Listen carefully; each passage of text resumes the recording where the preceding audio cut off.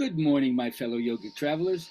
I'm mighty glad to be alive today, and I hope that you are too, as we continue to live, laugh, love, learn, linger, and live the life we love. It's Monday, so it's back to Poetry Day. I Talk to My Inner Lover by Hafiz. I talk to my inner lover and I say, why such rush? We sense there is some sort of spirit that loves birds and animals and ants, and perhaps the same one who gave a radiance to you in your mother's womb. Is it logical you would be walking around entirely orphaned now? The truth is, you turned yourself away and decided to go into the dark alone. Now you're tangled up in others and have forgotten what you once knew. And that's why everything you do has some weird failure in it.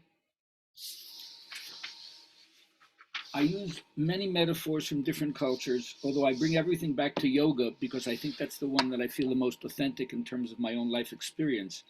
But I'm also explaining it as a metaphor for whatever your path is to your depth. Now, I want to remind everybody from the Buddha's point of view what he calls the bliss of blamelessness, how to incline your mind to well-being. Because he says, for the one who leads a virtuous life, it's a natural law, remorse will not arise. For one who's free from remorse, it's a natural law that gladness will arise. And for one who is glad at heart, it's a natural law that joy will arise. So we really start off with learning what it means to generate positive feelings, positive states of mind, and that will motivate you towards more skillful actions. Anytime we make bad choices, it's certainly out of confusion because we don't understand or we've forgotten what we already know. So if we accept that we have this instinct to feel good, to reach for something good, that's natural, that's not weird. But we do it more deliberately because I don't want anyone to stop themselves from feeling good. But you have to learn to leave resistance to feeling good behind. Can you believe that? A lot of people minimize the amount of joy they have in their life, but they won't minimize the amount of pain they have in their life.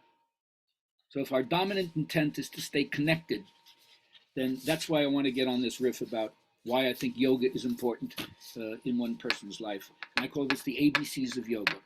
Is yoga stretching to the max? Is that what it's about? Not really. But you can't deny that some poses seem to take you to the nth degree of human, structure, human positioning. But the poses actually serve another end, self-realization. Right off the bat, yoga doesn't hide or pretend that it's just about requiring robust health or mental tranquility, however worthy those are as ends in themselves. No, yoga's scope is much further reaching. Nothing less than plumbing the depths of human spirituality will suffice. It's like we've been given a divine inheritance, and it's up to us to discover that it is so and not merely accept words of any authority that says it's so. If we don't find out the truth for ourselves, then it hasn't been realized. And the gift that has been conferred upon us is often squandered in aggression and ignorance instead of peace and clarity. Yoga has what we call the 8 petals, the 8 flowers of the yoga system that are restraints, things not to do, observances, things to do, then work on posture, breath control, sensory withdrawal, guided deep relaxation, concentration, and meditative states till you lead yourself into ecstasy. So each petal on the yoga flower is a tool in the treasures of spirit that we all have within us. But as nice as this sounds, there's tax on the system. It's called practice. What you put in, you're going to get out. It's not a no pain, no gain system, but it's a do nothing, get nothing system. But the benefits and the dividends are immense, both now and in the future. So get started right away and keep going till the day you die. Not because you hope to come back on a higher rung of the yogic ladder if you believe in reincarnation, but because you want to make quality of life choices.